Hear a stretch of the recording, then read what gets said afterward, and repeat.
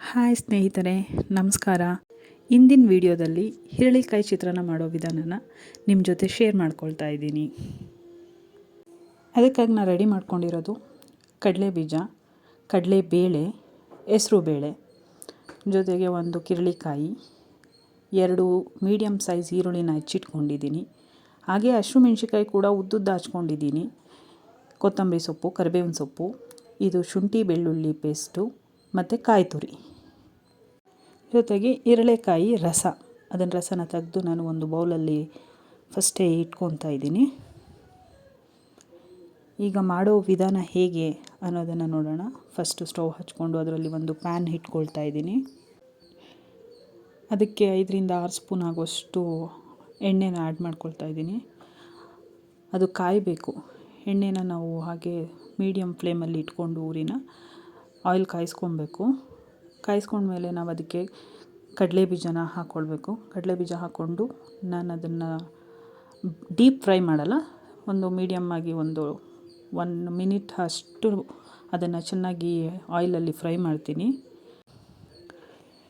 Fry ಆದ ನಂತರ ಅದಕ್ಕೆ ನಾನು ಕಡಲೆಬೇಳೆ ಆ್ಯಡ್ ಮಾಡ್ಕೊಳ್ಬೇಕು. ನಾನು ಅದನ್ನು ಕಡಲೆ ಬೀಜನ ಹುರಿದು ಮತ್ತು ನಾನು ಸಪ್ರೇಟ್ ತೆಗ್ದಿಡಲ್ಲ, ಅದಕ್ಕೇ ಒಂದು ಅರ್ಧ ಆದಮೇಲೆ ಕಡಲೆಬೇಳೆ ಆ್ಯಡ್ ಮಾಡ್ಕೊಳ್ತೀನಿ. ಕಡಲೆಬೇಳೆನೂ ಅಷ್ಟೇ ತುಂಬ ಫ್ರೈ ಮಾಡಬಾರ್ದು, ಡೀಪ್ ಫ್ರೈ ಮಾಡಬಾರ್ದು. ಜಸ್ಟು ಸ್ವಲ್ಪ ಅದು ಕಲರ್ ಆಗ್ತಾ ಇದೆ ಅನ್ನೋವಾಗ ಮತ್ತೆ ನಾವೇನು ಮಾಡಬೇಕು ಅದಕ್ಕೆ ಅಂತ ಹೇಳಿದ್ರೆ ಹೆಸರು ಬೇಳೆ ಇಟ್ಕೊಂಡಿದ್ದೀನಿ. ಹೆಸರು ಬೇಳೆನ ಲಾಸ್ಟಲ್ಲಿ, ಈ ಕಡಲೆ ಬೀಜ ಮತ್ತು ಕಡಲೆಬೇಳೆ ಎರಡೂ ಸ್ವಲ್ಪ ಬಣ್ಣ ಆಗೋ ತನಕ ಮಾತ್ರ ಹುರಿಬೇಕು, ಡೀಪ್ ಫ್ರೈ ಮಾಡಬಾರ್ದು. ತುಂಬ ಫ್ರೈ ಮಾಡಿದ್ರೆ ಏನಾಗುತ್ತೆ ಅಂದರೆ ರೋಸ್ಟ್ ಆಗಿಬಿಡುತ್ತೆ, ಫುಲ್ಲೆಲ್ಲ ಸೀದೋಗುತ್ತೆ. ಹಾಗಾಗಿ ಏನು ಮಾಡಬೇಕು ಅಂದರೆ ಅದು ಇದ್ದಾಗೆ ಇನ್ನೂ ಸ್ವಲ್ಪ ಬಣ್ಣ ಇದೆ ಅಂದಾಗ ಹೆಸರು ಬೇಳೆನ ಆ್ಯಡ್ ಮಾಡಬೇಕು. ಹೆಸರು ಬೇಳೆ ಬೇಗ ಫ್ರೈ ಆಗಿಬಿಡುತ್ತೆ. ಇದನ್ನೆಲ್ಲ ಉರಿಯೋ ತನಕ ನಾವು ಮೀಡಿಯಮ್ ಫ್ಲೇಮಲ್ಲಿ, ಅಂದರೆ ಫುಲ್ಲು ಮೀಡಿಯಮ್ ಅರ್ವ ಲೋ ಫ್ಲೇಮಲ್ಲೇ ನಾವು ಉರಿನ ಇಟ್ಕೊಂಡು ಅದನ್ನು ಫ್ರೈ ಮಾಡಬೇಕು. ಜಾಸ್ತಿ ನಾವು ಉರಿಯನ್ನು ಕೊಟ್ವಿ ಅಂತ ಹೇಳಿದ್ರೆ ಎಲ್ಲ ಬೇಗ ಅದೆಲ್ಲ ಬಣ್ಣ ಚೇಂಜ್ ಆಗಿಬಿಡುತ್ತೆ, ಕಪ್ಪು ಕಪ್ಪುಗೆಲ್ಲ ಸೀದೋಗುತ್ತೆ. ಹಾಗಾಗಿ ಇದನ್ನು ನಾವು ಕಡಿಮೆ ಉರಿಯಲ್ಲೇ ಆಯಿಲಲ್ಲಿ ಫ್ರೈ ಮಾಡ್ತಾ ಇರಬೇಕು.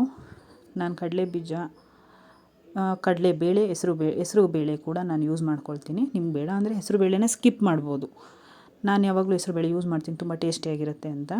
ಅದ್ರ ಜೊತೆ ಕರಿಬೇವು ಸೊಪ್ಪನ್ನ ಹಾಕ್ತಾಯಿದ್ದೀನಿ.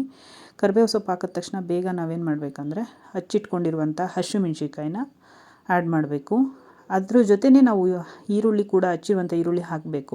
ಎರಡೂ ಕೂಡ ಎಣ್ಣೆಯಲ್ಲಿ ಫ್ರೈ ಆಗುತ್ತೆ. ಹಾಗಾಗಿ ಎರಡೂ ನಾವು ಹಾಕ್ಕೊಂಡು ಚೆನ್ನಾಗಿ ಫ್ರೈ ಮಾಡಬೇಕು.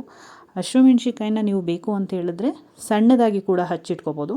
ನಾವು ಸಣ್ಣದಾಗಿ ಹಚ್ಚಲ್ಲ, ತುಂಬ ಉದ್ದ ಇದ್ದರೆ ಚೆನ್ನಾಗಿರುತ್ತೆ ಟೇಸ್ಟು. ಅದು ಆಯಿಲಲ್ಲಿ ಫ್ರೈ ಆದಾಗ ಖಾರ ಇರಲ್ಲ. ಹಾಗಾಗಿ ನಾವು ಅದನ್ನು ರೈಸ್ ಜೊತೆ ತಿನ್ಬೋದು, ತುಂಬ ಚೆನ್ನಾಗಿರುತ್ತೆ.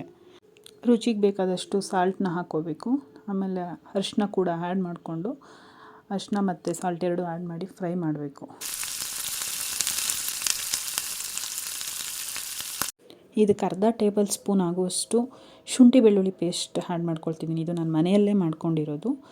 ನಿಮಗೆ ಬೇಡ ಅಂತ ಹೇಳಿದ್ರೆ ಇದನ್ನು ಕೂಡ ಸ್ಕಿಪ್ ಮಾಡ್ಬೋದು. ಬಟ್ ಟೇಸ್ಟ್ ಬೇಕಂತ ಹೇಳಿದ್ರೆ ಶುಂಠಿ ಬೆಳ್ಳುಳ್ಳಿ ಪೇಸ್ಟ್ ಕೂಡ ನೀವು ಆ್ಯಡ್ ಮಾಡಿಕೊಂಡ್ರೆ ತುಂಬ ಚೆನ್ನಾಗಿರುತ್ತೆ ಹಿರಳೆಕಾಯಿ ಚಿತ್ರಾನ್ನಕ್ಕೆ.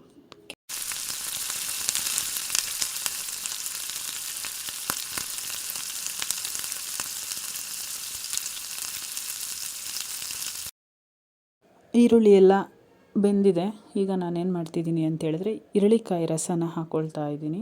ಹಾಗೆ ಒಂದು ಅರ್ಧ ಬಟ್ಲು ಕಾಯಿ ತುರಿ, ಹಾಗೆ ಹಚ್ಚಿಟ್ಕೊಂಡಿರೋಂಥ ಕೊತ್ತಂಬರಿ ಸೊಪ್ಪು ಎಲ್ಲನೂ ಹಾಕಿ ಮತ್ತೆ ಮಿಕ್ಸ್ ಮಾಡ್ತಾಯಿದ್ದೀನಿ.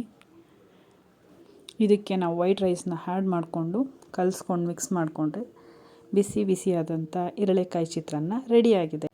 ನಾನು ಶೇರ್ ಮಾಡಿರೋದು 3ರಿಂದ 4 ಜನಕ್ಕೆ ಮಾತ್ರ ಆಗುತ್ತೆ. ಇನ್ನು ನಿಮಗೆ ಜಾಸ್ತಿ ಕ್ವಾಂಟಿಟಿಯಲ್ಲಿ ಬೇಕು ಅಂತ ಹೇಳಿದ್ರೆ ಜಾಸ್ತಿಯಾಗಿ ಇಂಗ್ರೀಡಿಯೆಂಟ್ಸ್ನ ಹಾಕ್ಕೊಂಡು ಹೆಚ್ಚು ಜನಕ್ಕೆ ಮಾಡ್ಕೋಬೋದು. Thanks for watching. Bye bye.